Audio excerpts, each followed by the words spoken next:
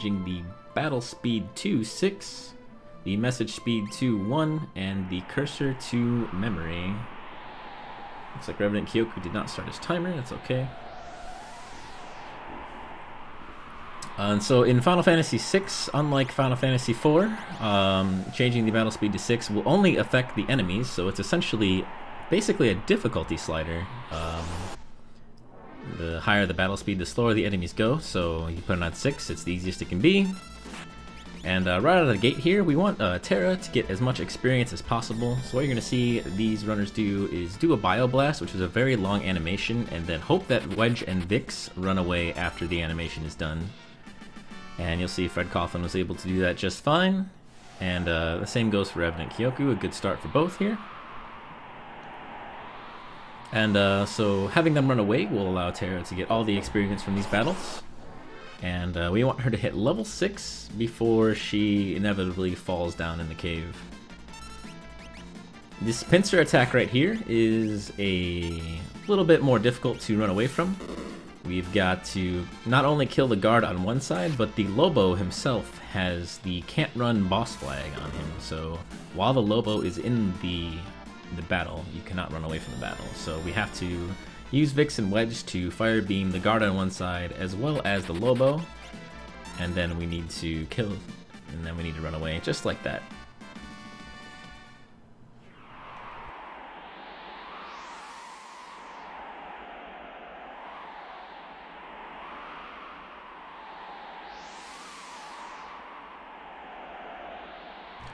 So far so good for both these runners, able to retreat from their battles without any issues.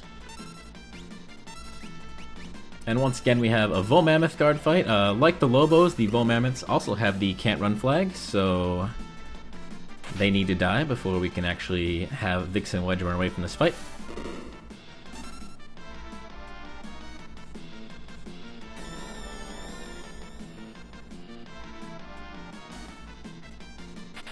And thankfully, the animation of Bio Blast is just long enough that Vix and Wedge's ATB will fill up before they run away. So it's really handy, times out just nicely, and looking good for both runners so far.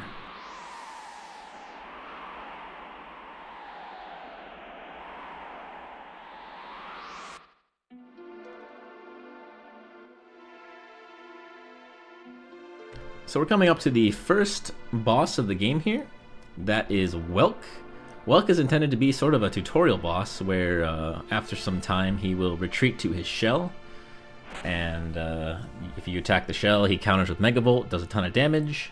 So you don't want to attack the shell, except in a speedrun we do a little bit of a trick called counter canceling, where if we attack the shell as its ATB is essentially full, we can actually prevent Welk from entering the shell and kill him faster than normal, but it requires a very specific timing.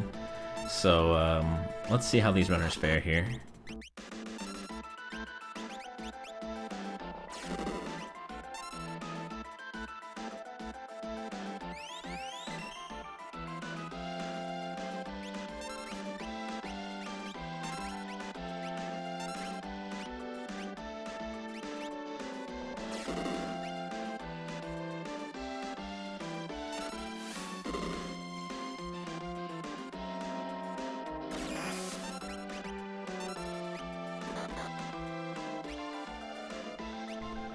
So if you're looking at fcoughlin's side, the shell countered with Megavolt, which actually cancels the Welk from returning to his shell.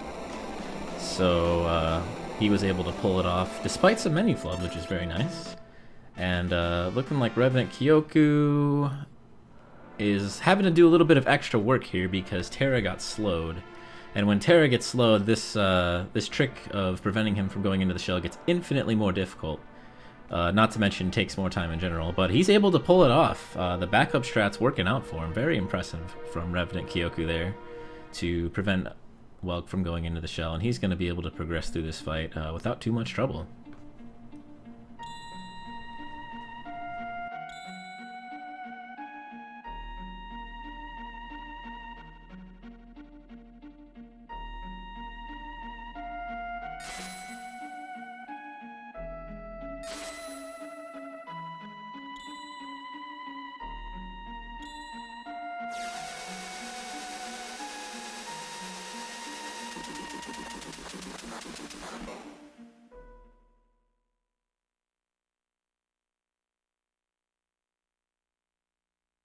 So with the Vixen Wedge being their untimely demise there, it's time to come up with a name for Terra.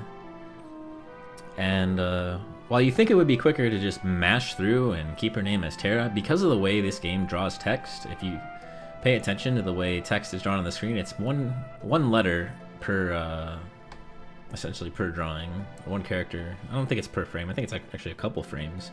And so by shortening Terra's name to just T, every time her name is mentioned, or every time she has any dialogue in this game at all, we'll save just that many frames every time.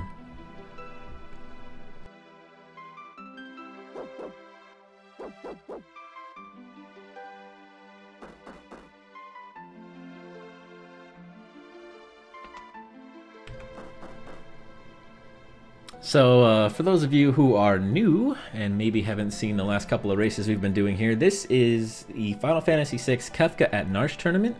The Kefka at Narshe category is intended to be sort of an introductory category to speedrunning Final Fantasy VI. This race will go until the Narshe sequence after the three-party split and meet up and defend the Esper. And the object of this race is to defeat Kefka at Narshe, and that's where the race will stop. It is not a full game speedrun, unfortunately.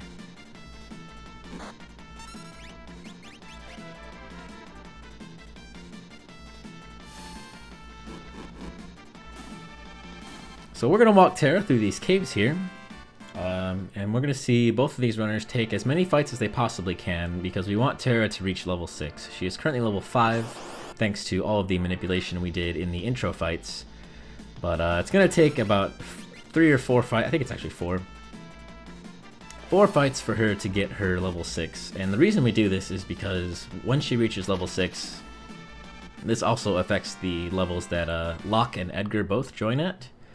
And so when Terra is a higher level, then both Locke and Edgar will also join at a higher level as well.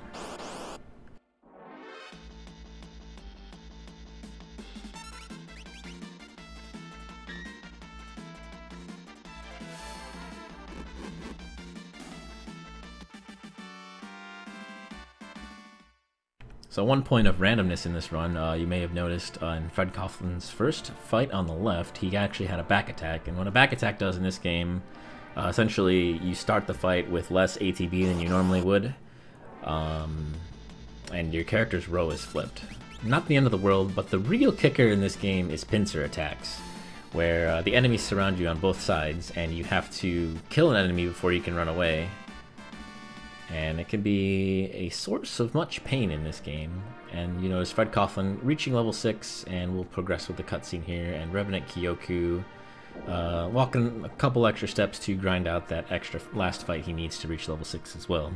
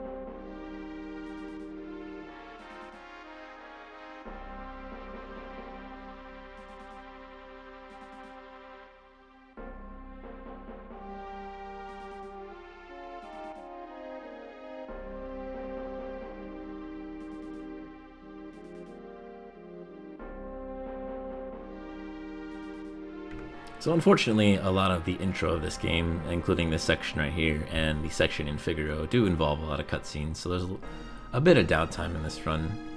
But the run, especially when you get after you go to South Figaro and get sprint shoes, the run gets really intense from an execution standpoint for sure. But for now, we'll have to ride out these cutscenes and see how things goes. And we are about to reach our favorite, or maybe not favorite. It seems to be a pretty huge divide in the community on whether or not they like Locke or they don't like Locke. This is the Super Nintendo version. In terms of the Kefka at Narshe speedrun, whether or not you're on the Super Nintendo version 1 or version 1.1 does not matter. The Final Fantasy VI version 1.0 of this game, if Sketch misses a target, it will cause all kinds of glitches and potentially ruin your saves and all kinds of fun stuff. Whereas in 1.1, that glitch is fixed. And I think there's probably a couple of other minor changes as well. So we've got our treasure hunter, and we're also going to be joined by a couple of our Moogle friends here. And what's interesting about our Moogle friends is that the king of the Moogles, I don't know if he's actually the king, but I'm going to call him the king of the Moogles, Mog is actually like level 12 at this point. And considering Terra's level 6, Locke is level 7, he is going to do way, way, way more damage than Locke ever dreamed he could have. And not only that, Mog also has some nice equipment on him. And while you can't enter the menu to unequip Mog, you can unequip him in a battle. It's a little bit of an oversight from the developers there. And so Mog's equipped with a mithril pike and a mithril shield. So we're going to be relieving him of those items here. And you'll also notice that Fred Coughlin on the left, he's about to walk right past these soldiers. So if you walk past them while they're in their walk animation and not standing still, you can actually get right past them without triggering the fight at all.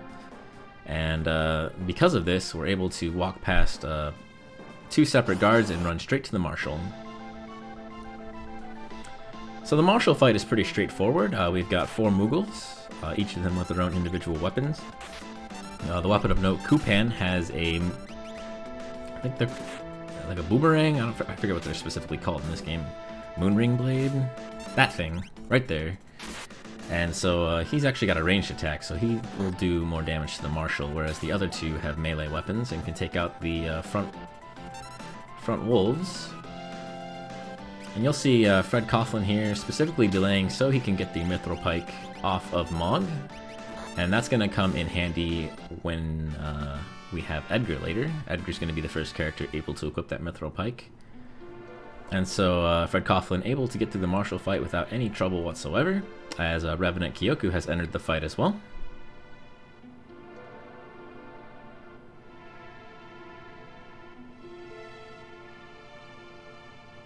Looks like his stream is buffering just a tad, no big deal there. Looks like he's about to be removing the mithril pike and the shield there.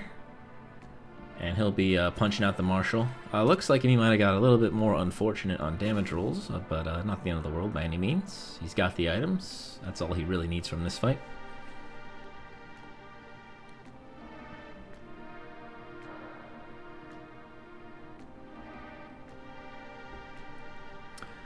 Good question in chat. Why only the pike and not the shield? That's actually up to the runner's choice. You don't need the shield, but it's definitely an improvement of defense. The pike obviously allows you to kill bosses quicker, and so it's more useful in terms of speedrunning. But the mithril shield is essentially sort of a safety strat. You either offset the time it takes to unequip the shield, or you just go with that.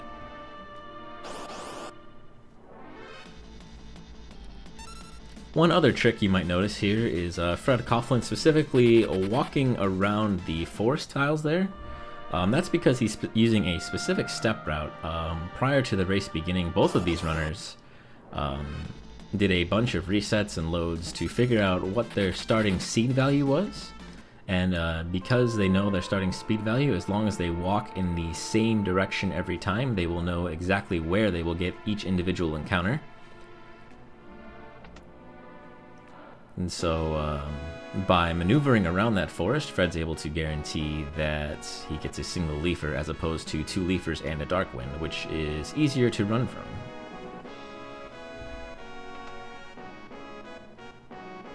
And you'll notice revenantkioku did walk straight into the forest, so he will get the 2 leafers and the dark winds, unfortunately. That's not too big of a difference there. Just you get hit a little bit more, but it does lose a little bit of time. Meanwhile, on the left side, we've got Fred Coughlin naming our Master Engineer King Flirtatious Man. His name's going to be E.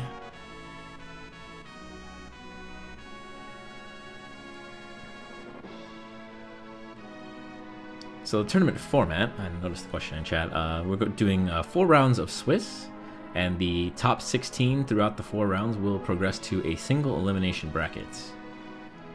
So essentially everybody's that's 4-0, and pretty much everybody that's 3-1 will be progressing on in the tournament.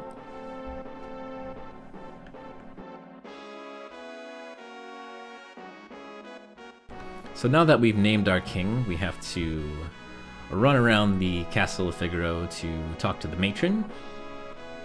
And the matron will take us into a flashback to name the brother of the king, Sabin. And only after triggering that event can you return to the throne room and talk to Edgar. So in a normal playthrough of this game, you might be running around the Castle of Figaro for a good while before you figure out what you need to do.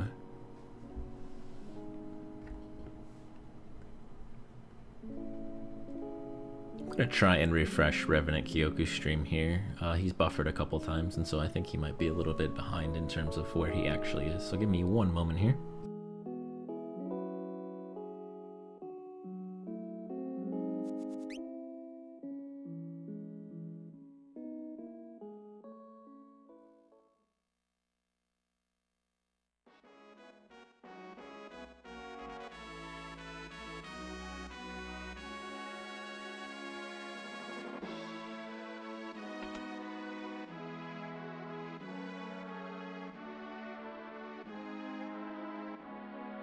Nice, I refresh him and he immediately buffers. Gotta love it. Thanks, Twitch. Alright, so we've named Sabin on Fred's side. revenantkioku is about to do the same here.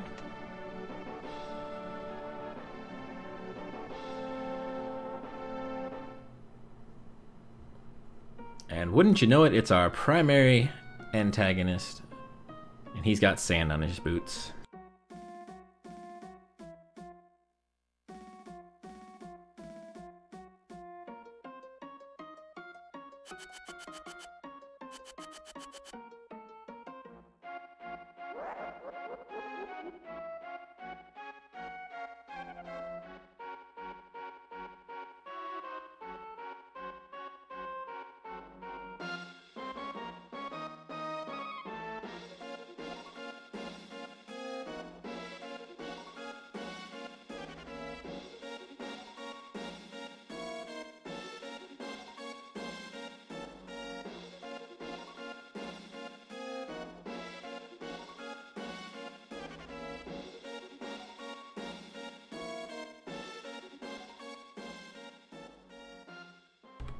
So after Kefka departs, Edgar comes up with this master plan to have the castle, you know, burrow underground. You know, that's a thing that castles do, right? And our 3 heroes here will run away on chocobos.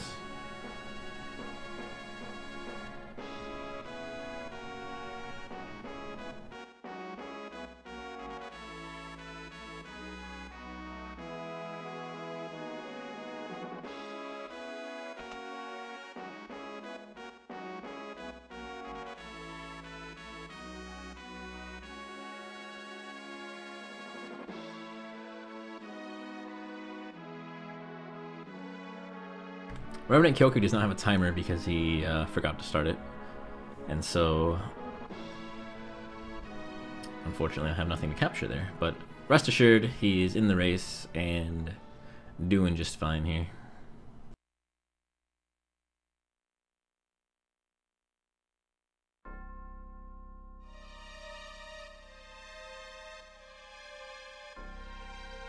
So King E goes to bed.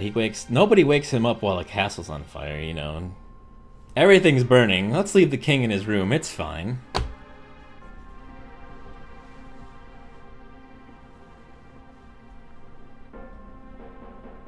Let's just run back and forth in place for a long time.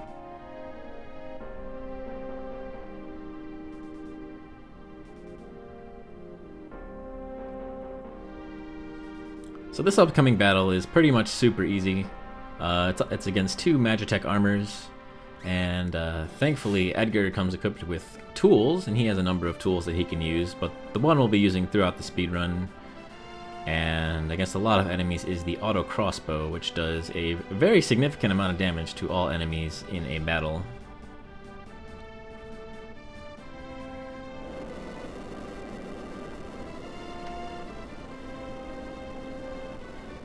And one thing the runners will want to avoid here is using magic before we get to Mount Colts.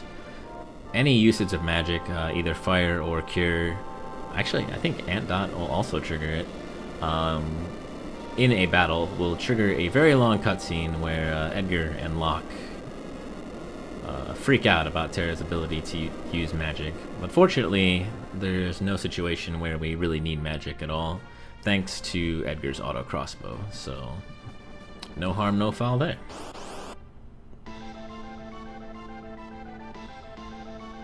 It's possible that somebody can die in this battle if, I believe, if both Magitech armors target Terra with a tech laser. She's pretty much toast, but that doesn't happen very often, and even when it does, it's not a big deal because you'll heal up the recovery spring, I believe. And poof. Magitech armors are down. Just like that.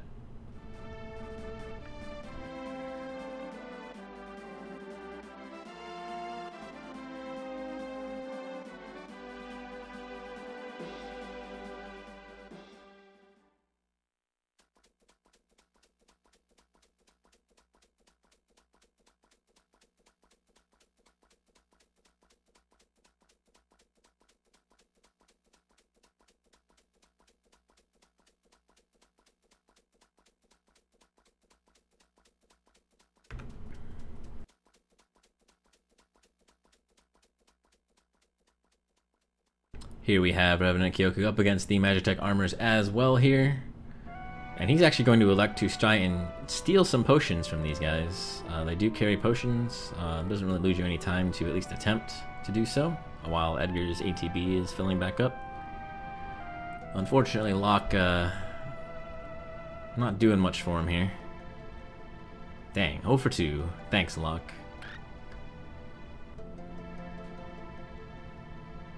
So fcoughlin on your left side, about to enter the cave to South Figaro. And thanks to the beauty of Edgar's auto crossbow, we're going to want to take all of the encounters we can in here to kind of start working our way up to a higher level before we get to the boss of Mount Colts, which is Vargas. And thanks to the glory of the auto crossbow, we can do all kinds of damage to all kinds of enemies without any trouble at all.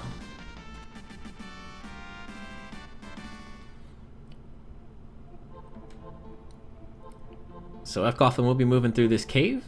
He will not be picking up any treasure chests. There will be a treasure chest later in Locke's scenario, which he will need to pick up. If he were to pick up that chest now, not only would it not be the item he needs, as the items in here kind of evolve the later you get them, but he will also essentially ruin his chances of finishing the run. But thankfully that chest is already out of the way as it is, and so right now he's just passing on through. Revenantkioku entering the cave all the same.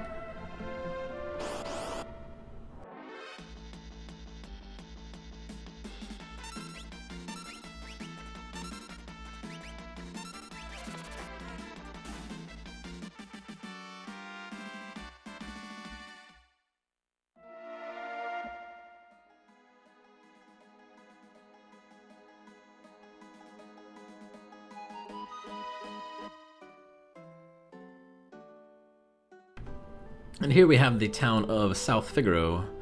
Unfortunately, there can be a little bit of a bottleneck between Shadow and the NPCs there. And the town of South Figaro has the glorious sprint shoes, which make walking in this game very fast and speed things along very, very nicely. So the only reason we really stop in South Figaro is to pick up these sprint shoes. We're going to buy 3 throughout the course of the run. And then we're going to grab a chocobo and head on up to Mount Colts.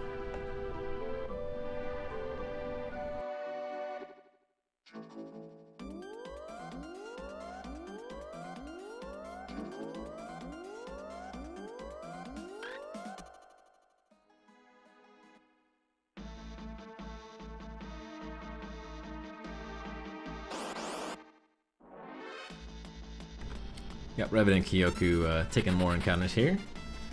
One thing to note about the auto crossbow, you'll notice that Bleary actually survived.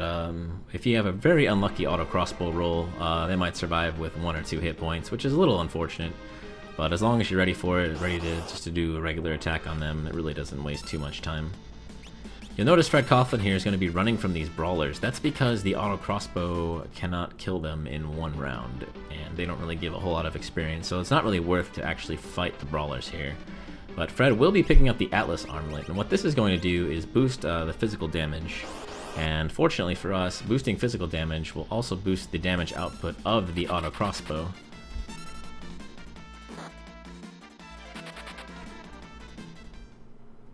fcoughlin also knows that because he's somewhat on step route, he didn't make a couple of step route mistakes on the world map.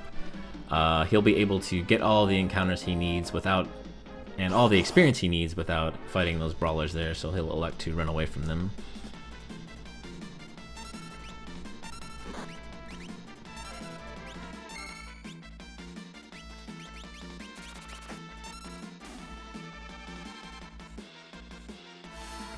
Here you'll notice fcoughlin is trying to get Locke to run away from this battle. Locke actually needs less experience than the other characters to reach the level we need to get him at. And so having him run from one of the encounters that has 4 enemies will even out that experience in the way we need, get Edgar and Terra just that much more, and we'll smooth things out as we progress along here.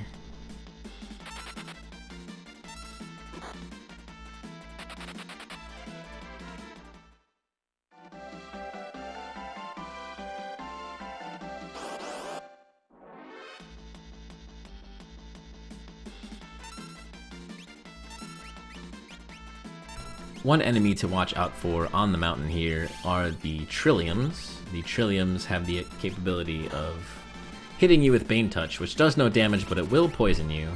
And currently the only way we have of curing poison is through Terra's magic. So every time we get poisoned, we have to take a little bit of a time out of our day to go into the menu, cure the poison, so it can waste a fair amount of time.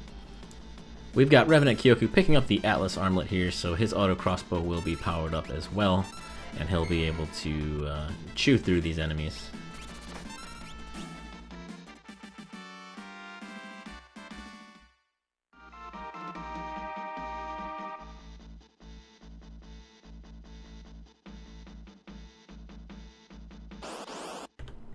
You'll note that some of these fights, revenantkioku here has a Tusker. Excuse me. And Fred's fight on the left also has a Tusker as well. Tuskers have a pretty considerable amount of hit points, and so it takes an auto crossbow and a single target fire to kill them in 2 turns. You'll notice revenantkioku took the 2 Tusker battles, which actually takes 2 auto crossbows and a multi-target fire to kill if you have 2 of them, so they can be a little rough to kill, but they do give pretty decent experience.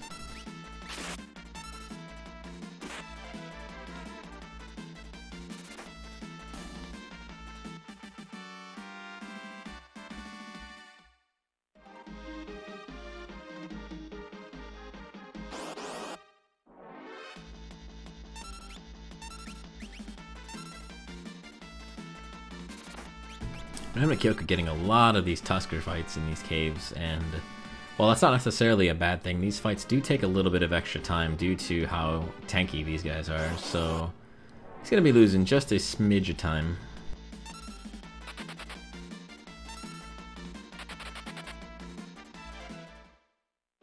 fcoughlin has reached the required level he needs, so he does not need to take these last 2 battles here with these Trilliums. Hopefully he's able to run away without getting poisoned.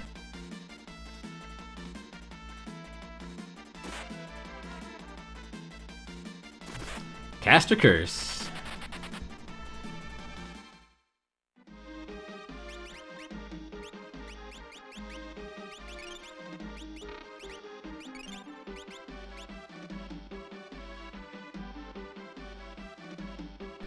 Alrighty, so here we have the boss battle with Vargas. We're gonna want to... We've already equipped the pike onto Edgar while animations were happening in battle, and we're gonna equip Locke with Edgar's sword. Locke really can't do much in this fight except attack, so we're gonna actually move him to the front row so he does a little bit more damage, and then Edgar and Terra are gonna auto crossbow and fire to their heart's content here.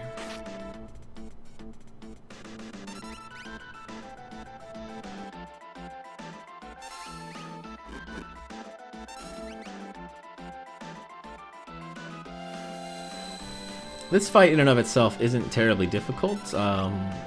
If you want to do this fight ideally, you kind of react to what Vargas does. So not specifically what Vargas does, but when Vargas takes his turns. And by doing so, once Sabin enters the battle, you are able to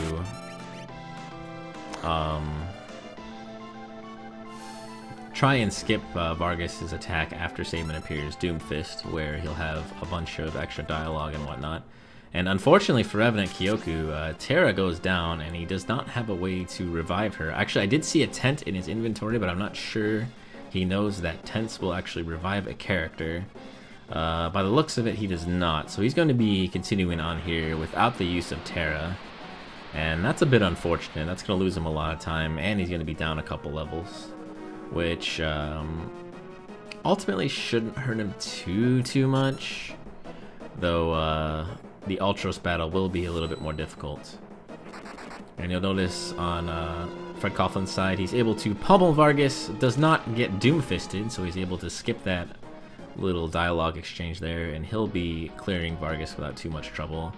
And another unfortunate thing for revenantkioku here, because Terra is down, he does not have a way to heal poison, so he's looking pretty rough right here. It's gonna be a fair bit difficult to take out Vargas when you're down to two characters, one of whom is taking damage every step along the way. So a really unfortunate situation here.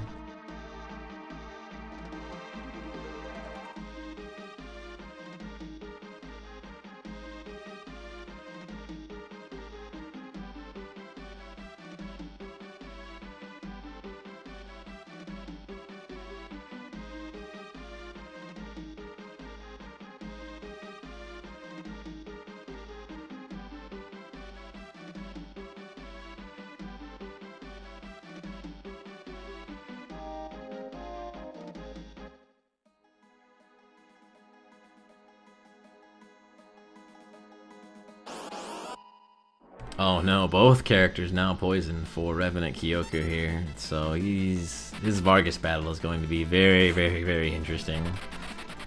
He's already down to 3 or maybe even 2 potions at this point. So 1 in 4 hit points. He's gonna need to get out of this fight without anybody dying. Bane touch is good because he's not gonna die from it. Alright, he's gonna survive. fcoughlin entering the Returner's Cave here, and you notice that NPC moving down there. He has the potential of getting between Edgar and this guard and causing a soft lock. Fortunately for revenantkioku, both characters poisoned, but he has enough potions left to get to Vargas and heal them up to full, so he's got at least a chance to get through this fight. Looking to be a little bit on the rough side though.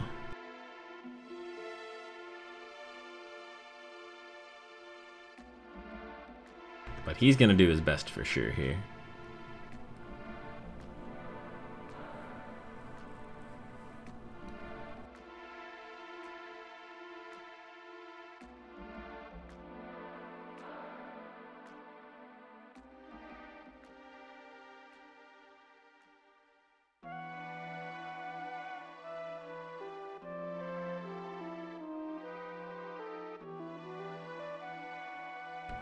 Alright, revenantkioku's got both of the bears down. Now he just has to do 700 points of damage to Vargas. Each auto crossbow gonna do almost 200. So looking like each turn maybe about 230 damage or so. So with good damage rolls, he should be able to get through the fight in 2 more rounds here.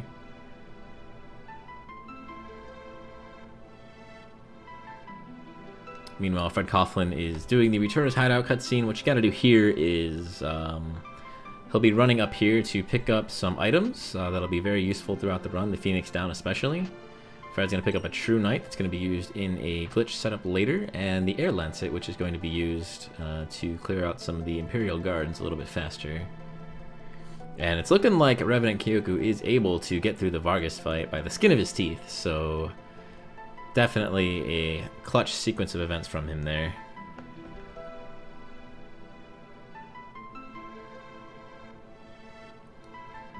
So here, probably a little known fact in the game, if you say no to Banon 3 times, you actually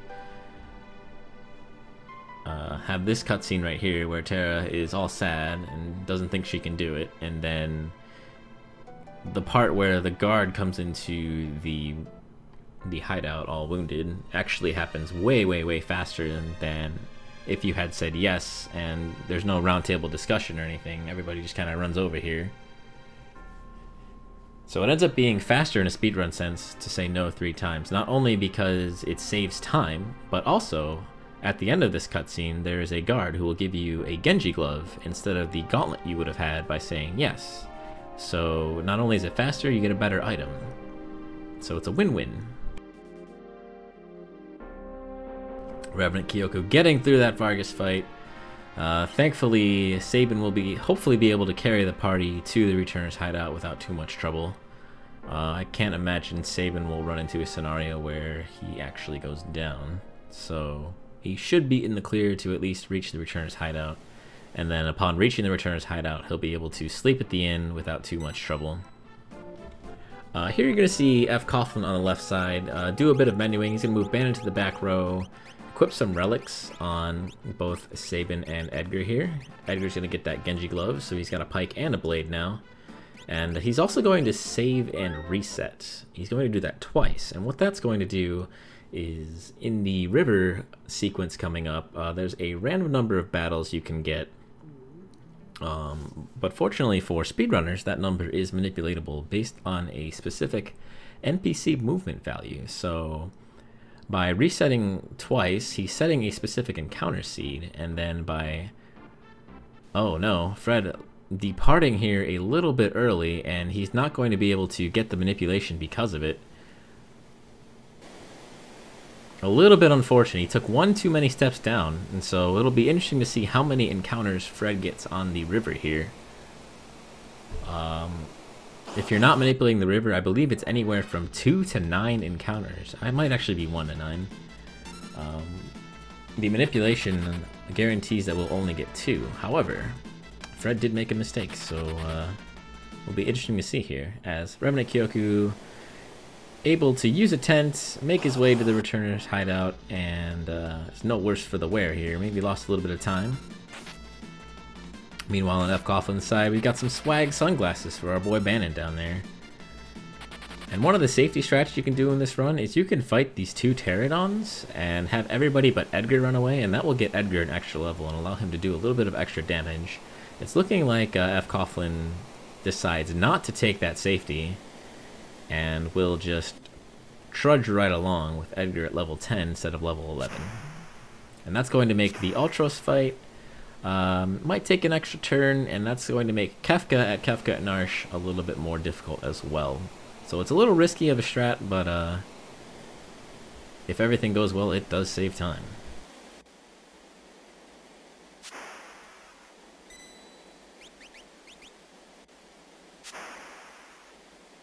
fcoughlin moving Edgar to the front row there. Edgar now has the Genji glove, so he will do more damage with his normal attack than he will with the auto crossbow because he has 2 weapons. And the Genji glove is a little bit bugged in that you're supposed to do a little bit reduced damage with 2 weapons on, but for whatever reason that reduced damage is not actually there, so you're literally getting 2 attacks per turn. Alright, we've got the Ultros fight here. Let's see how that goes for Fred. Meanwhile, revenantkioku disappointing Banon here over and over again.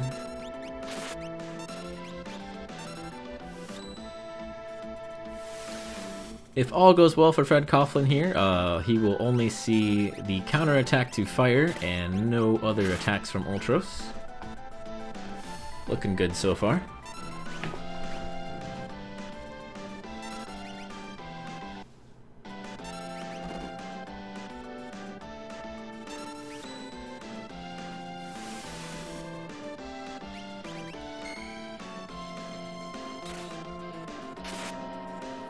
And that critical hit from the pike will definitely help that, as I think he might be down with either this Aura Bolt or Bannon's Punisher attack here. Oh, nope, I am 100% wrong. There he goes.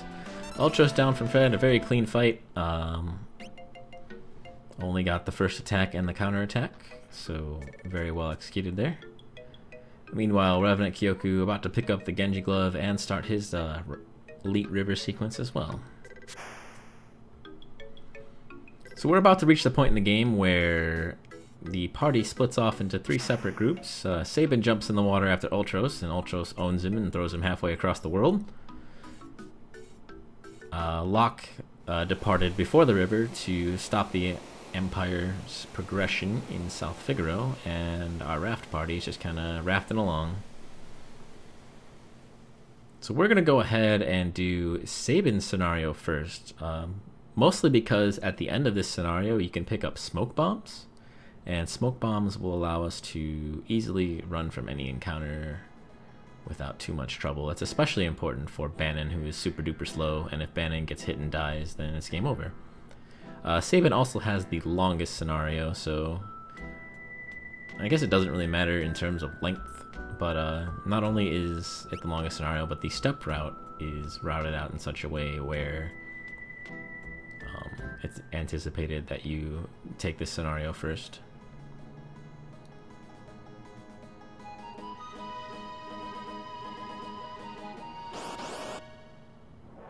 So revenantkioku attempting the river manipulation, but unfortunately he either didn't reset twice or wasn't on the starting seat he thought he was, because this guard is not doing what he needs him to do.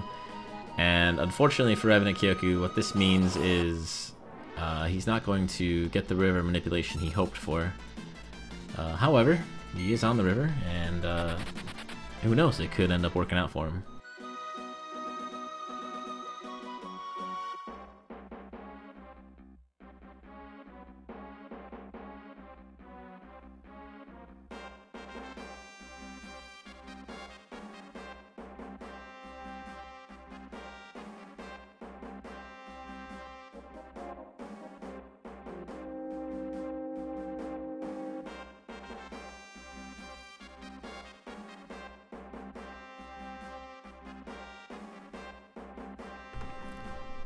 So Sabin meets up with Shadow, somehow convinces Shadow to come with him, or at least escort him to Narshe.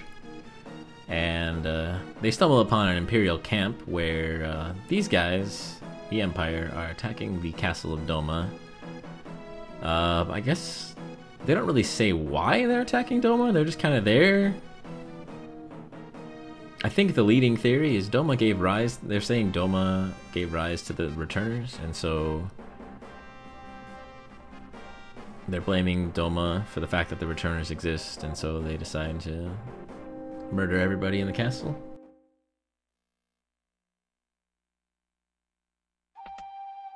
But fortunately for the people of Doma, they have a hero, and his name is C.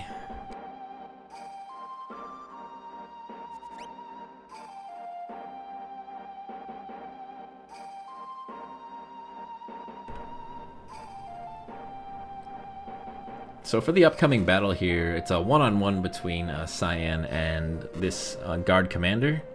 You're going to see Fred equip the sprint shoes on Cyan, and then he's also going to change the battle speed to 1. And the reason he's doing this is because he's going to be using Cyan's sword tech Retort, and it's essentially a counterattack. So the way this works is you queue up the Retort, and then whenever Cyan does get attacked, he will counterattack with Retort, which does a pretty significant amount of damage. And then the fight will be over. And so by increasing the battle speed to as high as it can go, we guarantee that the leader attacks us quicker, essentially. Looking like, unfortunately for revenantkioku, the river is giving him a bit of trouble here. This is at least one extra encounter, and he's got Edgar in the back row, so he's doing a little bit reduced damage as well, so looking like he's trying to get Edgar that extra level, but unfortunately the Nautiloid and the Exocyte do not give enough experience to push Edgar to that level.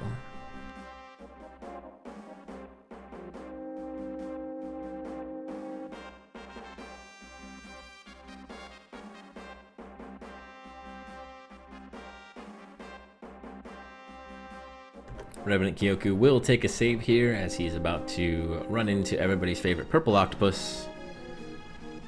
He is going to get into yet another encounter here, so a bit unfortunate that the manipulation did not work out for him.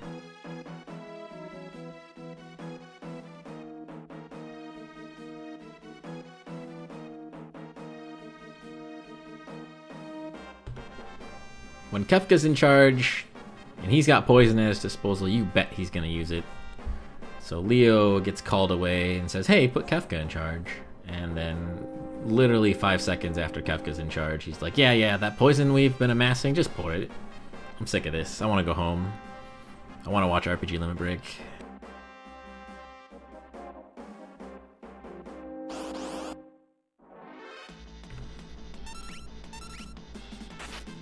So Sabin and Shadow overhear this, and they're like, hey, that's not cool. And so they confront Kefka as he's walking by, and Kefka's like, whoop, whoop, whoop, whoop, I'm out of here. And so you run him down. You'll notice that fcoughlin has not changed back the battle speed yet. That's because in these fights, Kefka is actually a member of the party, so battle speed changes do not affect him at all. So we don't actually need to change the battle speed back until after these two fights are over. However, for the next fight, we do need them. Meanwhile, we've got Revenant Kioku fighting Ultros here. Got a lot of swag sunglasses over there. So definitely winning the hearts of the fans. By the looks of it, looking like it's going pretty well. Buffering aside, of course.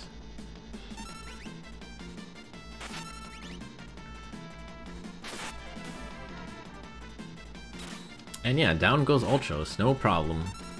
So Revenant Kioku trailing a little bit behind. Unfortunate that the river did spit so many encounters at him.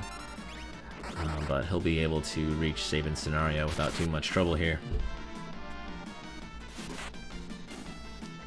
So we see fcoughlin taking out these guards, that air lancet coming into play right here, allowing for the quick disposal of the Templars. And oh no, somebody let Kefka have the poison again.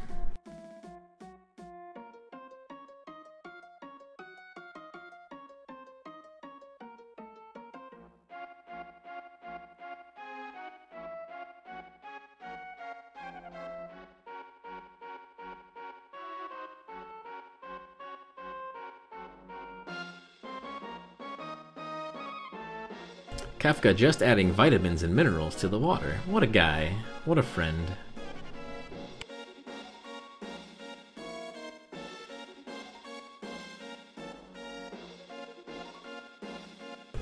One thing you may have noticed is that fcoughlin did not actually rename Shadow, and I don't think Revenant Kioku will go ahead and reduce his name. It's actually faster to not rename Shadow due to the fact that his name is only mentioned once or twice in all of the dialogues throughout the Kefka and Narshe run.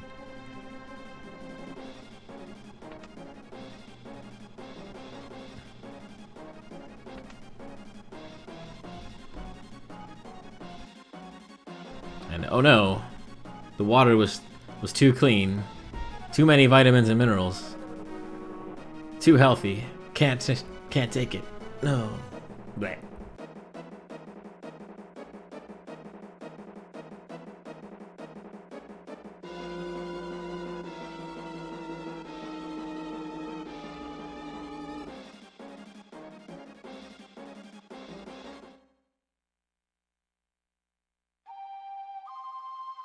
Revenant Kioku entering the guard camp here. He will be naming Cyan here as well, as fcoughlin discovers that, hey, Cyan's family also drank the water.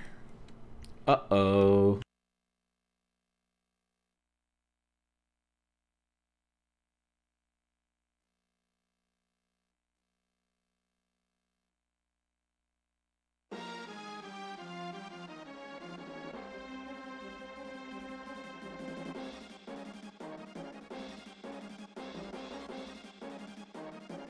So Cyan gets real mad and decides to take on the entirety of the Imperial Guard camp by himself.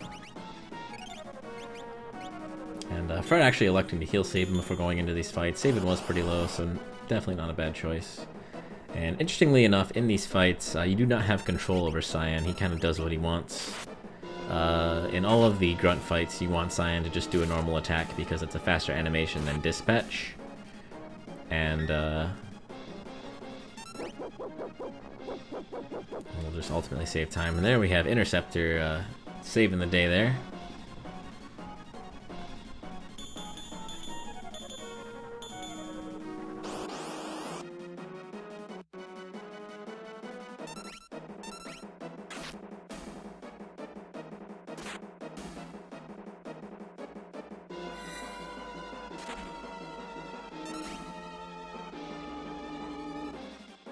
So revenantkioku on the right side here, going to go into the menu, lower that, or sorry, speed up that battle speed. You lower the battle speed, but it speeds things up.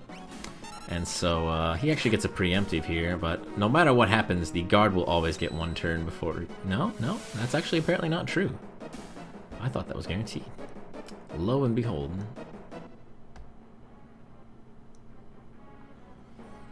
So revenantkioku able to slay the guard without any trouble. That's a fight that can sneak up on you. If you're impatient and you accidentally use Dispatch instead of Retort, that fight can go south very, very quickly. So it's important to just pay attention and make sure you're actually casting Retort and not Dispatch. So fcoughlin teams up with Cyan here, steals some Magitech armor. Shadow runs off and finds his own Magitech armor. And they'll plow their way through the Imperial force here to get out and proceed on to the Phantom Forest. These fights here are pretty much trivial. The only unfortunate thing that can happen is they can be back attacks or pincer attacks, which can be a little bit on the annoying side. But everything in these fights dies in one fire beam, and you cannot run away, so a little trivial to get through these fights, but not too bad.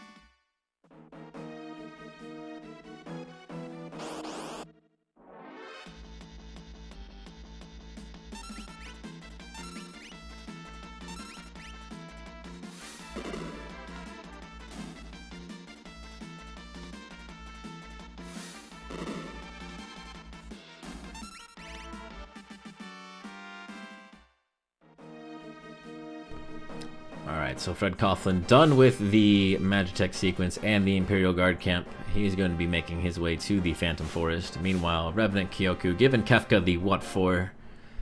How dare you poison the water, Kefka. Somebody poison the water hole. fcoughlin making his way to the Phantom Forest. Part of the advantage of the step route here is all but one of the encounters he gets will be a single ghost as opposed to 3 ghosts, which can either back attack you, pincer you, give you ultimately just a bad time.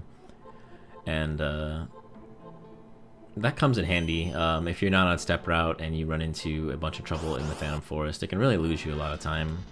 These guys do a fire attack that can do a pretty significant amount of damage if it's single targeted, so definitely something you want to watch out for in a casual playthrough.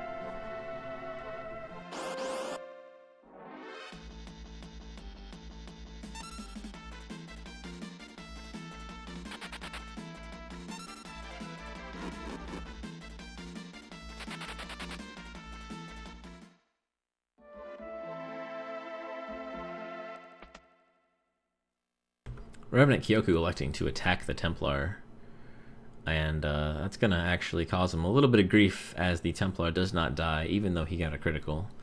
That's one of the reasons why we pick up the Air Lancet, is so that we can guarantee that we have the damage to kill the Templar in one go.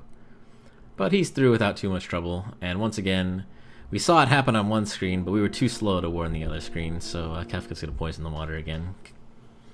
We're dropping the ball here. Meanwhile, Fred Coughlin arrives at the Phantom Train. They discover that, hey, the train's moving, we can't get off. There's a whole bunch of spooky ghosts here. What are we gonna do? And the answer is run.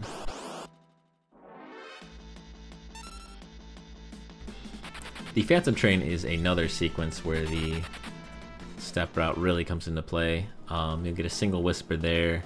You're actually going to see Fred force an encounter before exiting this screen as well, and that's going to be because if he were to walk outside, he would get a really nasty encounter. I believe it's a 4 whisper encounter, maybe it might be 3 bombs. Either way, you don't want either of those. And so by forcing this 3 still going encounter, you're able to avoid ever seeing that. And thankfully, most of the encounters you'll see from here on out, barring no mistakes, of course, are pretty tame, all things considered. Unless you get a ghost pincer, and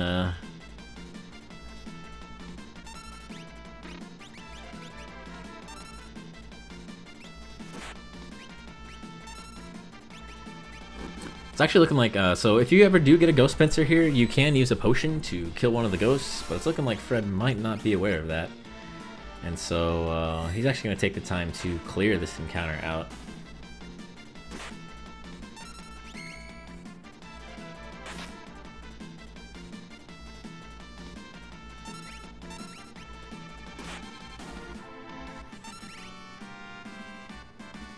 So always unfortunate when you get a pincer attack in this game. And meanwhile, on revenantkioku's side, Elaine and Owain, well, they drank the water again. You think they would have learned the first time, but no, they were just too thirsty. And so Cyan once again enters an endless rage for his family and vows revenge against the entire Imperial army.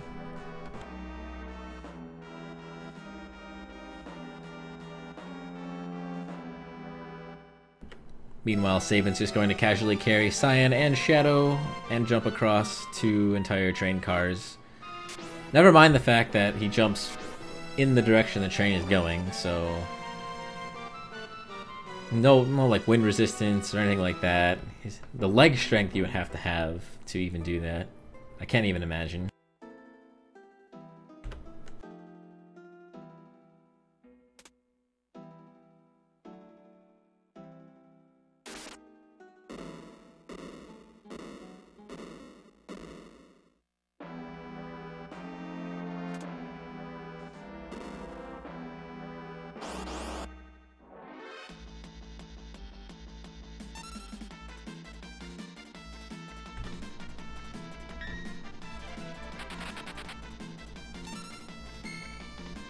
And unfortunately for revenantkioku, Shadow is laying on the ground there. Ultimately, that won't cause him too much grief, as we'll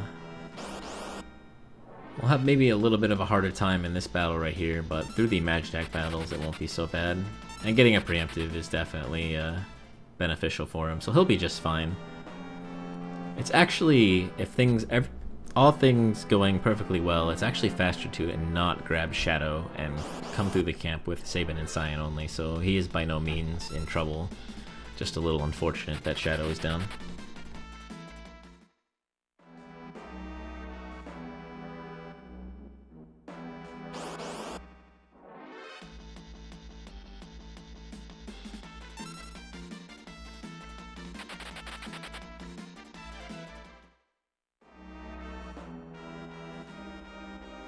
Fun fact, Sharky, you can suplex Kefka. Just not the end Kefka. You can suplex the Imperial Guard Camp Kefka, though. It will work. I promise you. So here we have the Phantom Train. I believe it might be the... No, I think the Realm Painting boss is also undead, but one of the only undead bosses in the game, and I'm not sure if this is the case in Final Fantasy V, but in Final Fantasy VI, if you use a Phoenix down on an enemy, an undead enemy, it will die, even if it's a boss. And there you have it, the train suplex from fcoughlin for the fans. And with 1 Phoenix down, the train will be going down.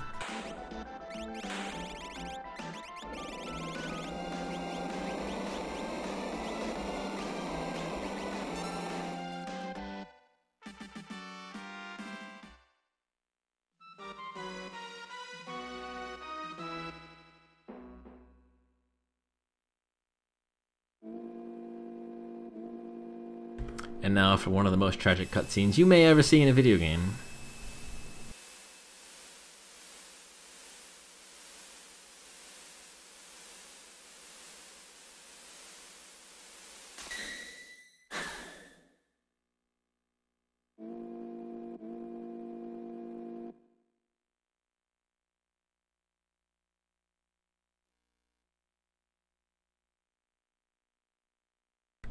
Meanwhile, revenantkioku into the final battle of the Imperial Guard camp. It's a nice preemptive, so he'll be able to fire beam his way out and be no worse for the wear. And Shadow is dead, but he's not going to be a problem. As soon as he gets into the Phantom Forest and goes to the Recovery Spring, Shadow will be just fine. So he'll have 3 characters for the Phantom Forest and the Phantom Train.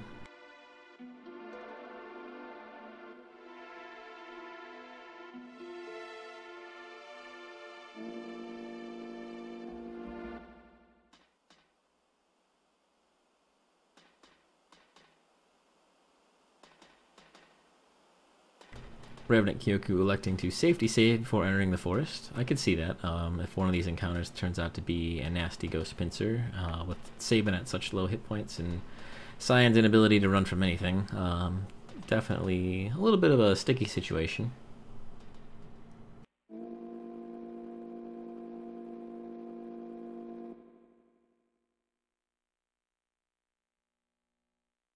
So here, while Cyan is mourning, there's actually a timer running. So the game will not progress past this point until I think it's about 45 seconds actually pass. And so you can walk around, you can do stuff in the menu, you can talk to Shadow if you so desire, but you just have to wait for Cyan to be sad, and then the screen fades out and you go on your way. And so revenantkioku is showing why the Phantom Forest can be truly, truly nasty. This 5 enemy encounters can really slow you down if they're pincers or back attacks. But he's looking alright. Fred actually getting this Grasshopper encounter here. That is unfortunately because he took 2 extra steps in the train by accident. And so normally the step route would not see that Grasshopper encounter, and you're going to see them again in the Veldt as well because he fought them here. So you'll notice Fred stripped Cyan of his armor, only left him with his sword, and that's going to be because he's going to be setting up a glitch to skip the next boss entirely. So normally the way this fight works is you jump down the waterfall, you fight a whole bunch of piranhas, and after a little over a minute passes, killing a final piranha will trigger the boss Rizapas to spawn. But due to the way the AI works in this game, and due to the way Cyan is bugged in this game, we're able to actually skip the appearance of Rizapas here. But in order to do that, we need to kill off Cyan first.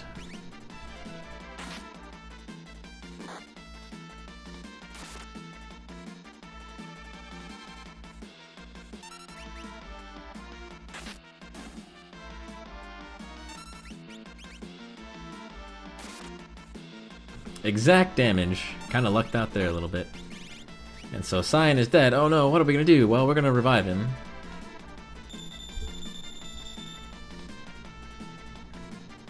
And so when Cyan dies and is revived, he gets really, really mad.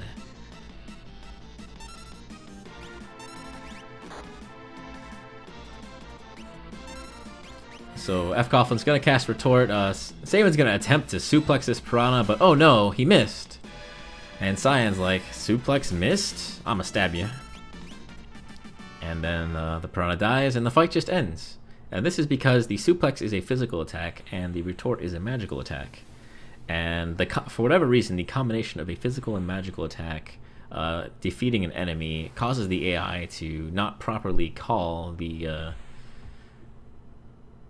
intended result of that. So Rizapas just doesn't appear and we are on our merry way.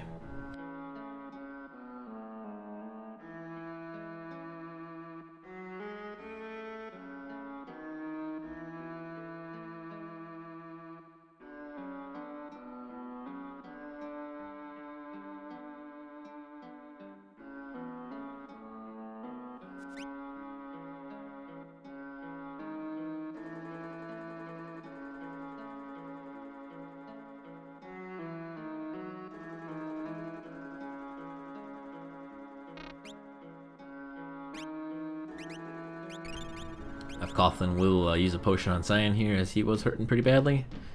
And here we are on the Veld. So a lot of the step route all comes down to this point in the Veld right here. The step route is set up so that all of the encounters you get post visiting Mobliz will have a chance to give you Gao. He's going to get a pincer attack here that is actually intended. Just unfortunately how the route works out. And so he'll have to clear out this encounter before he can continue.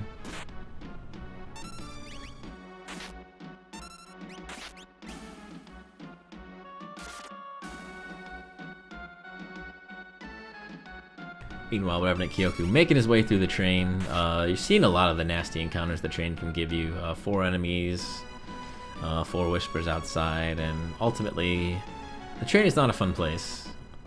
But thankfully he has everybody in reasonably high health, so he should be able to make it through just fine.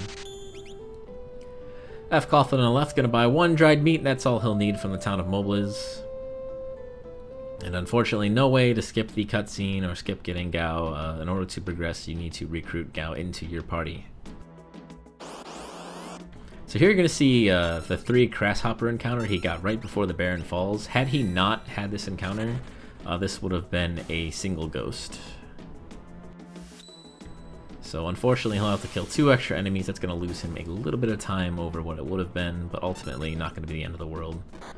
One thing these Grasshoppers can do is they have an attack that will berserk a party member, and a berserk party member against Gao will punch him in the face, and so Gao might appear like he just did right there, and if you have a berserk member, he's gonna be like, haha, stab, and then you're crying. So fcoughlin getting a little bit lucky here. Gao has a 5/8 chance to appear, so that's what, 62.5% chance. But there are definitely times where you can do fight after fight after fight after fight and you just get unlucky, and he does not want to show up. So having him show up on the first possible encounter is definitely a good thing. Fred will not have to do any extra encounters here. Meanwhile, revenantkioku arrives at the Phantom Train, and much to the fans' dismay, he is not going to be suplexing the train.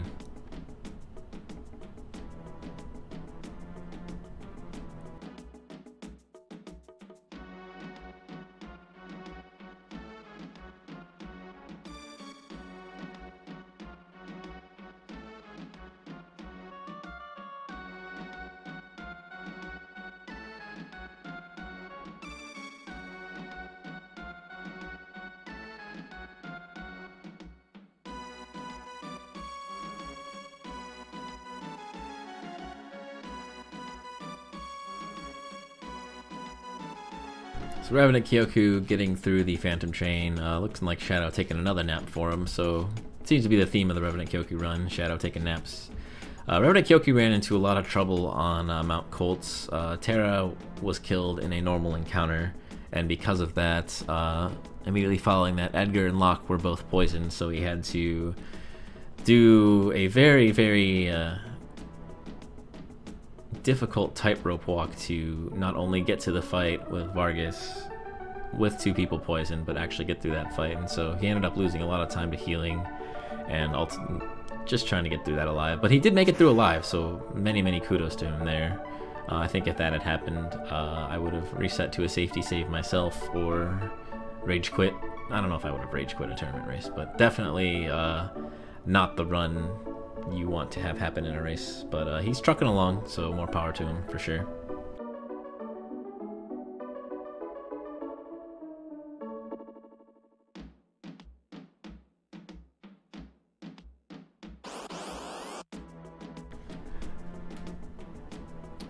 Fred actually getting 3 ghosts here. I'm not entirely, I guess because of the Grasshoppers he picked up a different Velt pack, and so he's going to get a little toasty from the ghosts there. Toasties from the ghosties. Get it? And he's going to move on to the Serpent Trench, where the shiny thing will help 3 people breathe underwater. Don't ask me, I don't know. Looking like revenantkioku did not pick up the True Knight. That's going to make Riza Pass not impossible by any means, but in the event that Cyan gets crit after being resurrected, he will die, and then things just go awry from there. So hopefully for revenantkioku, that doesn't happen. It's pretty unlikely to happen in the first place. The True Knight essentially just guarantees that Cyan can't die.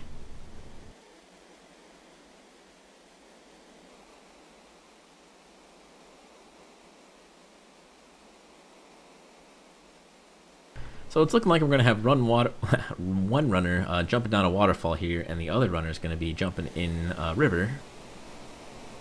It's a lot of water in this game, thinking about it. And revenantkioku actually doing the smart thing, going to step out and take a safety save, and unfortunately took too many steps out, and he's going to actually force another encounter here. Not the end of the world by any means, but just unlucky.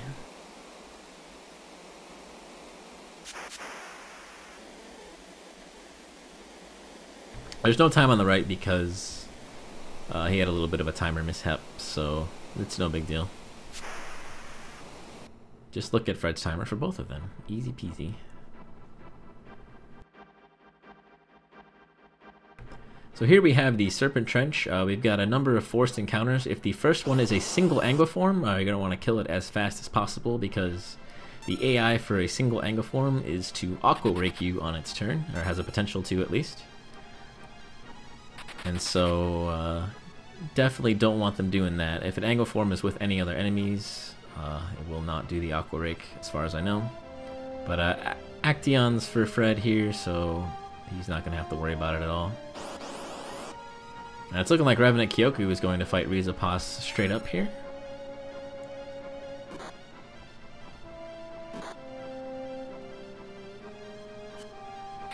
So the way to fight Rizapos straight up is unfortunately just to wait. There's a timer essentially running in the background here where after a certain amount of time passes in the battle and you kill a final piranha, instead of having more piranhas spawn, Rizapos will spawn. And the best way to do this is to just leave a single piranha on the field and wait for that timer to get to whatever point that is. It's about a minute in. And ooh, an unfortunate pincer for fcoughlin here. So what he's going to have to do is kill the enemy on the right side and then have everybody run away. And Gao is actually cooperating with him very well here.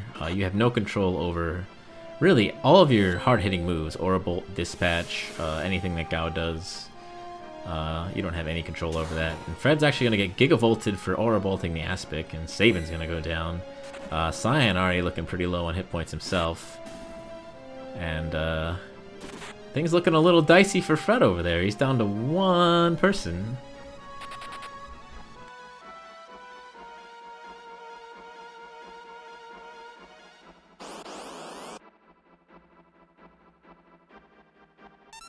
revenantkioku attempting to suplex Rizapos, but Rizapos is having none of it today, as he is immune to suplex like his piranha brethren.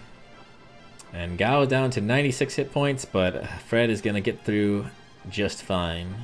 A little bit on the scary side, but I'm sure he's breathing a sigh of relief. The look on his face right now is pretty great, actually.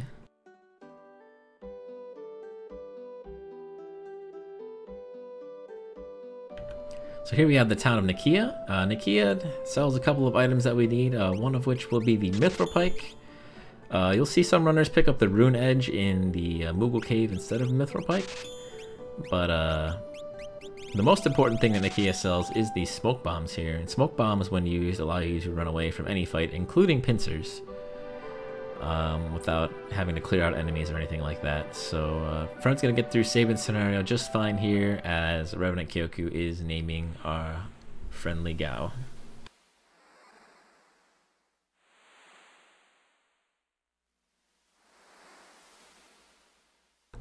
So yes, as Fred mentioned, Swiss round 2, ideally all the 1-0 people will get matched up with the 1-0 people, and the 0-1 people will get matched up with the 0-1 people.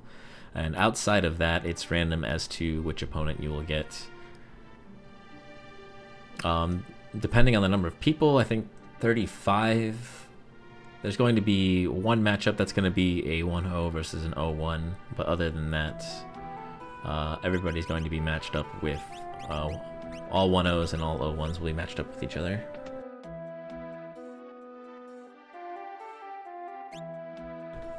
So here, fcoughlin going to equip the sprint shoes, then he's immediately going to leave South Figaro. How is he going to do that, you ask? Well, he's going to go into the menu and walk in front of that guard. They're going to occupy the same space.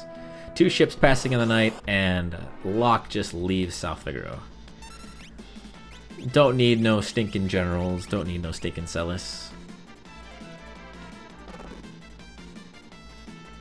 So revenantkioku picking up the dried meat. Thinks about picking up a safety, but looking like somebody's poisoned. That's a little bit unfortunate. And he's actually going to tank through this poison.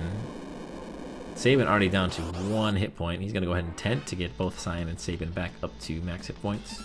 Meanwhile, Fred's got his smoke bomb, so he'll be smoke bombing his way through all of these battles here. Fortunately, this allows Locke to get through this cave relatively unscathed. So you might be thinking, how is Locke going to get through tunnel armor? What could he possibly do to beat tunnel armor by himself? And the answer is, of course, Thunder Rods.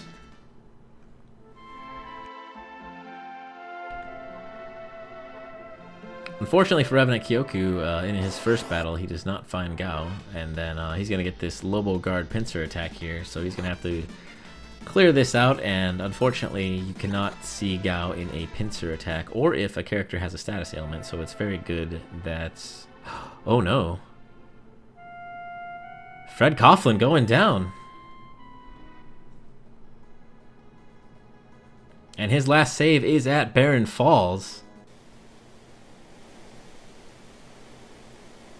So revenantkioku taking the lead here.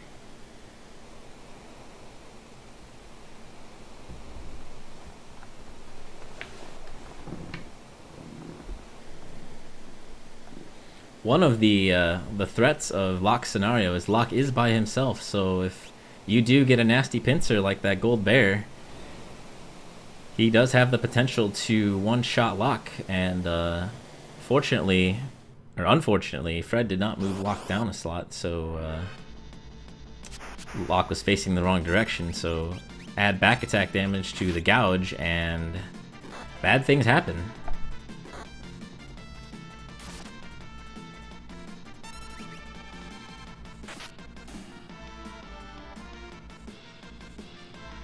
But unfortunately for revenantkioku, Gao not appearing after 2 encounters, so he's actually going to have to force more encounters here.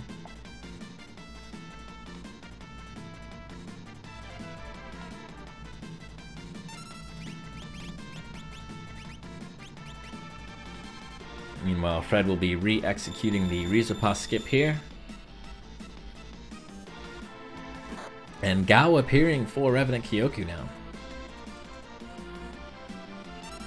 He's got his dried meat. He'll be feeding the kid, and we'll be going through the Mr. Thou cutscene once again.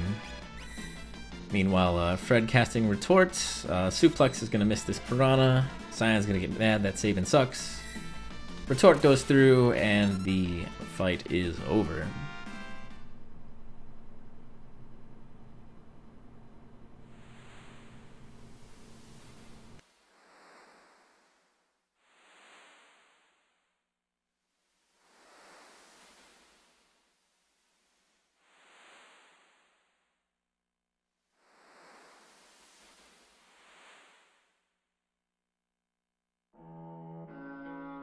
So once again, this just goes to show you that anything can happen in these runs. Fred was enjoying a pretty significant lead, and all of a sudden, boom, gold bear, and he's looking to be now sitting probably 3 to 4 minutes behind.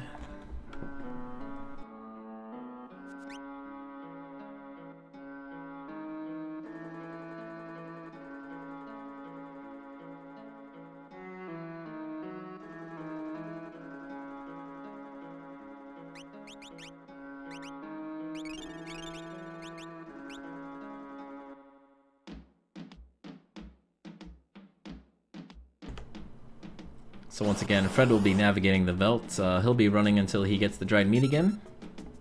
Meanwhile, revenantkioku just finishing up the Mr. Thou cutscene. In case you needed to know how Gao worked, you're going to get a nice little tutorial from our friend Kappa. And, yeah.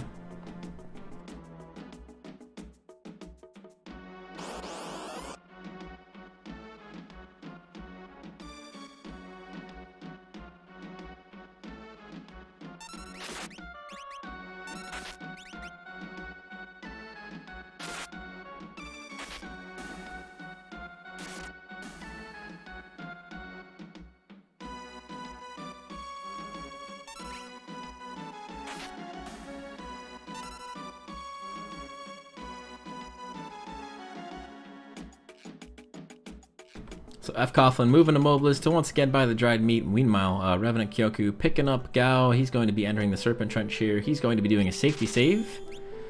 And those safety saves are what's going to set these two apart. revenantkioku taking saves here and there, whereas fcoughlin, had he saved before entering the cave, he would still be ahead. But unfortunately, he's going to have to find Gao again and go through this song and dance.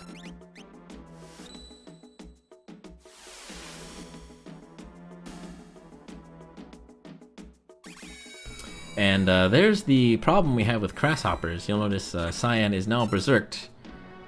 And so Fred needs to be a little bit careful that Cyan doesn't... If Gao appears and Cyan gets his turn, Cyan's going to stab him right in the face.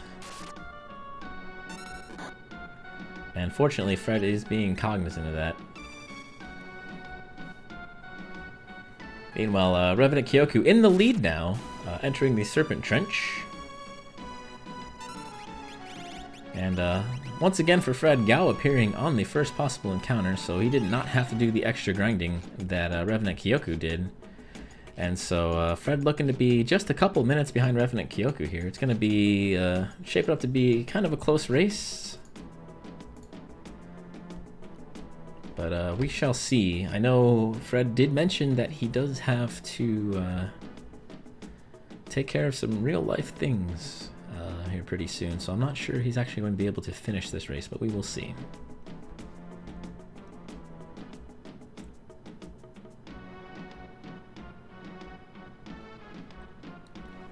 So revenantkioku's first encounter in the Serpent Trench is these actinions? I don't remember if there's an N in there or not. Yeah, actinions. I did it. Much more desirable to see than the single angle form. And revenantkioku actually electing to go left and not right, so that's gonna get him a couple more encounters than he would have had he gone to the right. So the Serpent Trench just got a little bit more interesting. He's gonna be taking a fair amount of damage here.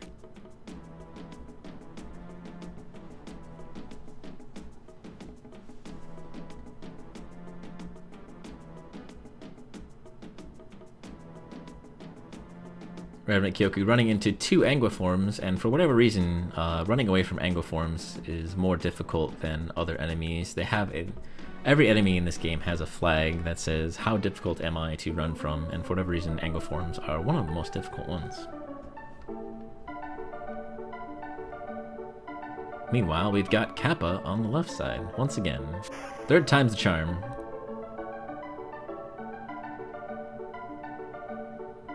Ooh, revenantkioku going right at the branch. That's going to cost him a lot of time, as the cave you have to go through on the right is not an insignificant cave. You have to run through the cave, you have to drain the water, you have to go down the hole, you have to go out the door.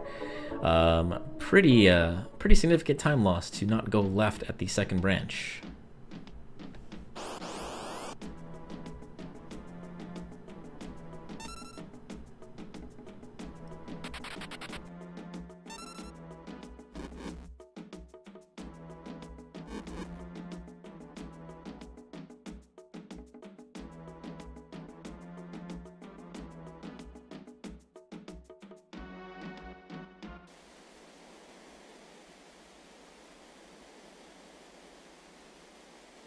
Oh, it's looking like revenantkioku is not familiar with how this cave works, and unfortunately going to be losing a little bit more time exploring, and he has to hit the switch. I actually did not know that. If you left the screen, the water came back. That's actually kind of funny. And he's able to go in the hole and finally make his way out of this cave. But that's going to give fcoughlin just a little bit more time to catch up there.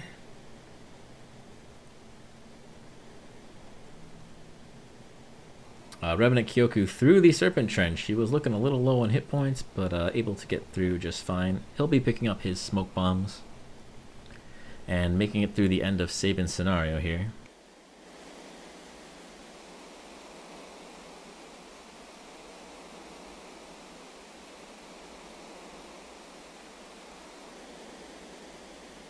Oh no, revenantkioku bought echo screens. He did not buy smoke bombs. And so he's gonna go ahead and sell those back. He's gonna sell the black belt, and fortunately that's going to give him enough money to buy all the smoke bombs he will actually need. Unfortunate mistake there. And he's not going to pick up the mithril pike. He's going to just move on right along here. Thankfully he was able to notice that he bought echo screens and not smoke bombs, and so he's able to continue on without too much trouble.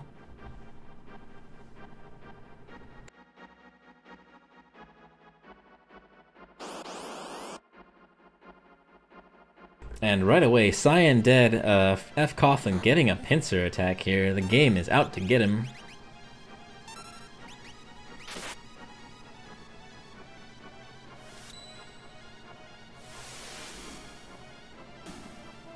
But fortunately for fcoughlin, Sabin electing to Aura Bolt the correct side, and so he'll be able to run away here.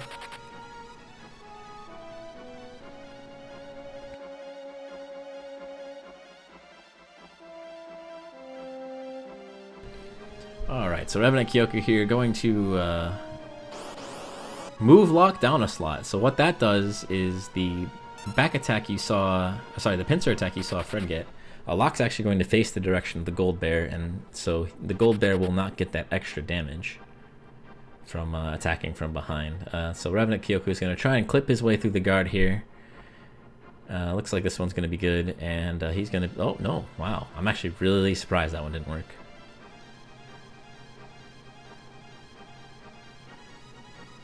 So he's working on the lock clip here. fcoughlin running into some trouble, but looking to make his way through the Serpent Trench here. And this is shaping up to be a pretty decent race here. Unfortunately, Revenantkioku is entering the menu just a wee bit late. Needs to do it on the tile before he sees the guard on.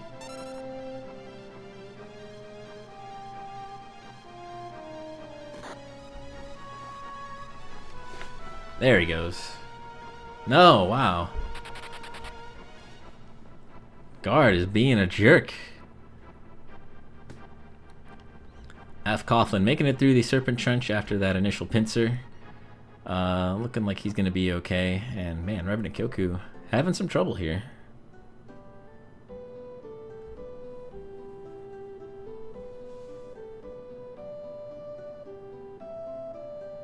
There he goes.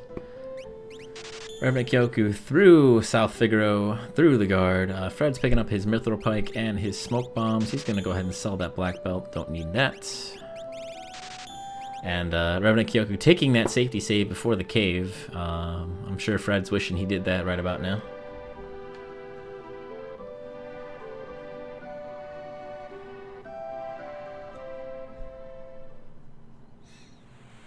That lock clip saves definitely minutes in terms of the speed run. It's also used in the normal speed run, but you actually run backwards through to name Celis and then come back out.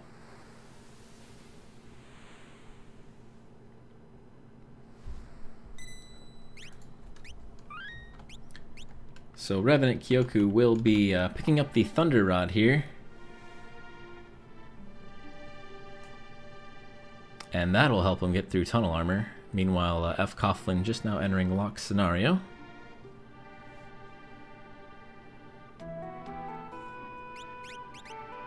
Electing to move lock down this time. Equip the sprint shoes, and he'll be clipping through the guard here momentarily. Revenantkioku's got his Thunder Rod. He's ready for tunnel armor. And here goes Fred.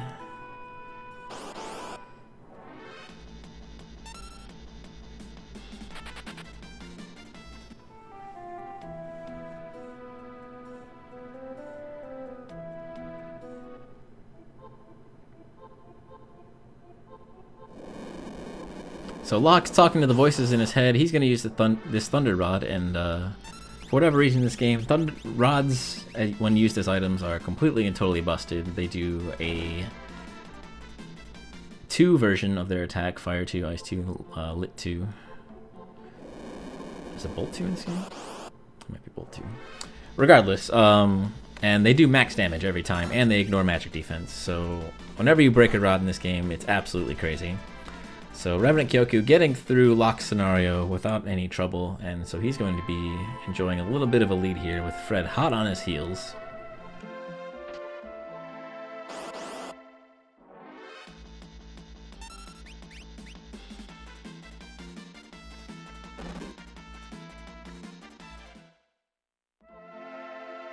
I'm being told Fred did move lockdown the first time. Oh, just unlucky then. Bummer.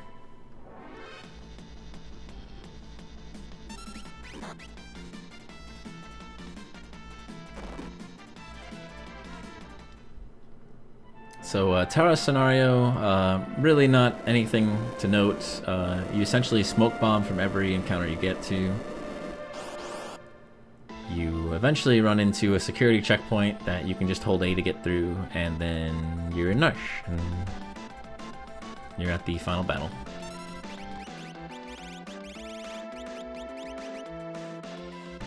And here, Fred using that Thunder Rod, tunnel armor going down, and he'll be proceeding on through lock scenario.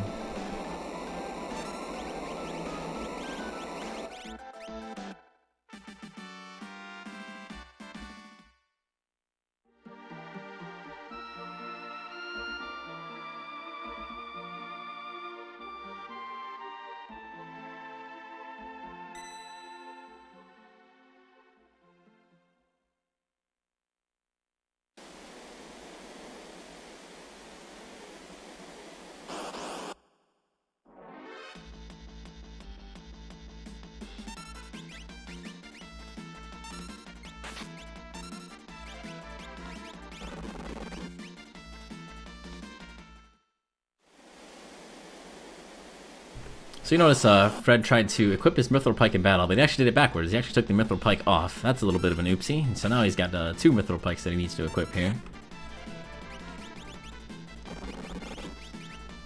And there's one back on. Meanwhile, Revenant Kyoku on the right side, trucking his way through the cave, about to arrive at the security checkpoint. The idea behind the security checkpoint is you have to, in order to not get into a nasty, nasty battle with some nasty, nasty things, you have to follow the light. But it's faster to deviate from the path right at the end and go up. And thankfully, there's a mechanic in this game where you get surrounded by light, but if you tag the orange one, then you get off without a battle. And thankfully, you can just hold A, and it'll automatically tag the light for you without accidentally tagging one of the other lights, and you can get through really, really, really, really simply.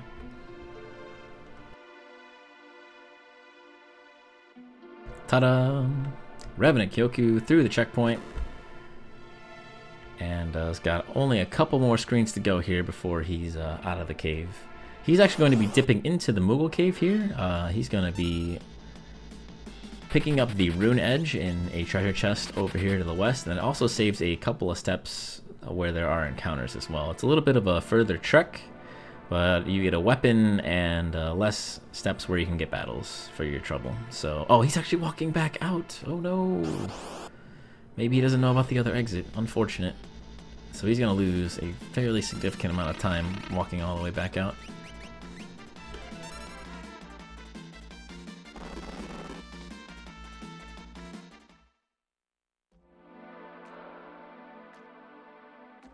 Meanwhile, fcoughlin also arriving at the security checkpoint here.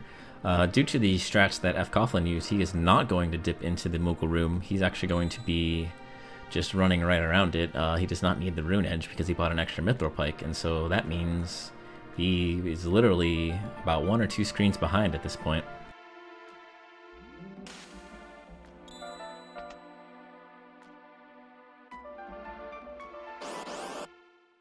He's actually on the same screen. But Revenant Kyoku taking one final encounter before he exits to enter Arvis's house. Meanwhile, fcoughlin has probably got 4 or 5 more encounters on this screen before he's actually out.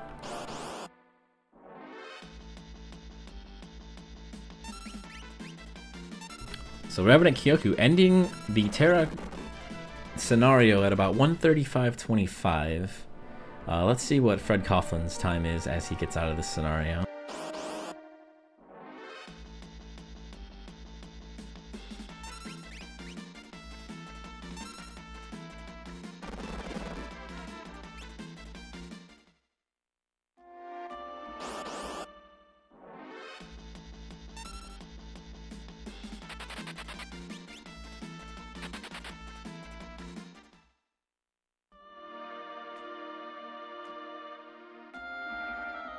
So Fred is looking to be about a little under a minute, probably about 50 seconds behind here.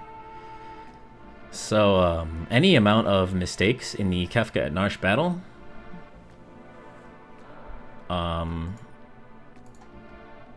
will certainly be pivotal in this race. Like an unintentional rider fight, or if you walk next to the guard and if you don't get to your hiding places in time. So we shall see how this plays out.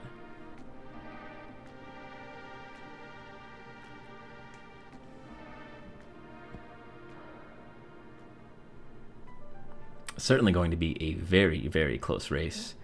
And not to mention, one runner might safety save, one runner might not. That could cause a pretty significant time difference as Terra walks very, very slowly to and from the save point.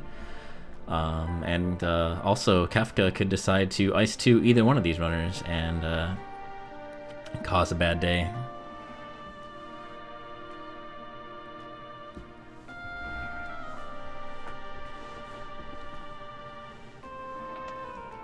So we definitely have a race on our hands here.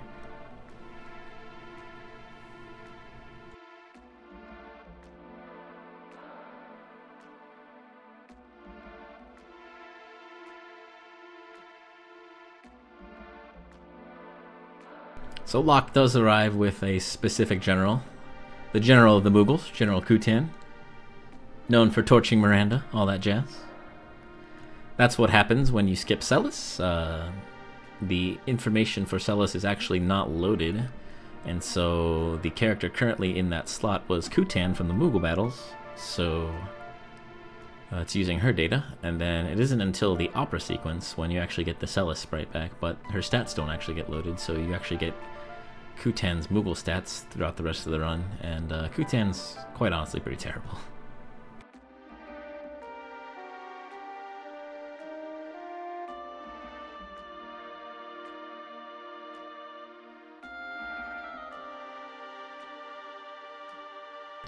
Alright, revenantkioku making his way up the mountain.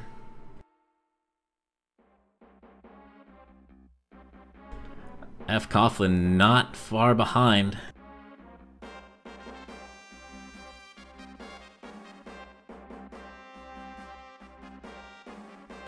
revenantkioku is going to elect a safety save. That's going to cost him a little bit of time, but obviously if things go awry, he'll be able to start from this point right here. And here we are. We're going to allocate our parties. Everybody of importance is going to go into the middle party here. We've got Edgar, Cyan, Sabin, and Gao, that are our primary damage dealers.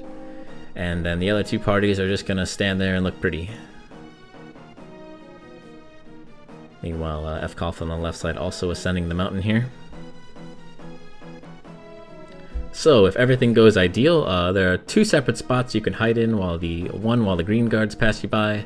And then you can hide over here in the bottom left corner while the brown guards pass you by. And then if you time your walking correctly, you can just get straight to Kefka. And Fred is going to skip safety saving. Obviously, he's scrambling here a little bit. And this is going to be a very, very close race. revenantkioku taking the time to equip the rune edge. Looks like he did not remember to do that in a battle. That's fine.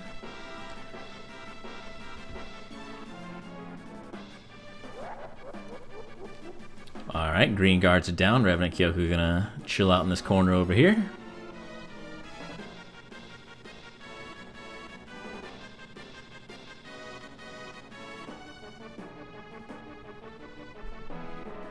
Oh, he's buffering a little bit. Oh, and he walks right into the rider. We've got a race, but it's a preemptive, so he's gonna be able to get through here very, very quickly. Unfortunately, he's just holding A, and so he's going to lose a little bit of potential damage he could have had from like Aura Bolt and Dispatch.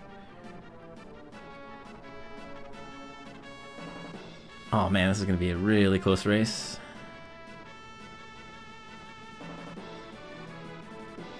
And Fred is able to get past the rider, so he will start the Kefka battle first.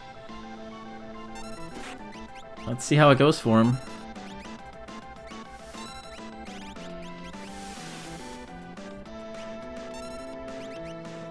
revenantkioku taking the time to heal, probably a very good idea, as Kefka is a very, very dangerous man. And revenantkioku starting the Kefka fight here as well. And remember, revenantkioku has been buffering a little bit, so it's possible that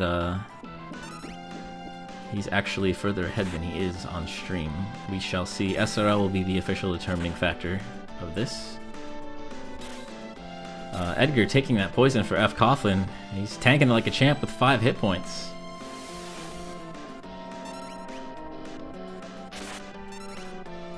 And there it is. fcoughlin defeats Kefka. And his official SRL time, 1 hour, 41 minutes, 39 seconds. Pretty epic comeback there for fcoughlin over revenantkioku, as revenantkioku gonna taste some ice 2 here. The buffering, it was a single target ice 2 onto Edgar. And he's gonna be finishing up the fight here as well. And unfortunately, Fred had to cut very, very quickly. He was already running late. And revenantkioku's final time, a 1 hour, 42 minute, and 10 second second place finish. So that was a very close race between our 2 runners here. fcoughlin able to recover from one of his mistakes and run his way back to a victory. A pretty impressive feat there. So revenantkioku will move to 0-1. fcoughlin will clutch out a 1-0. Definitely a very, very close race between our 2 runners here.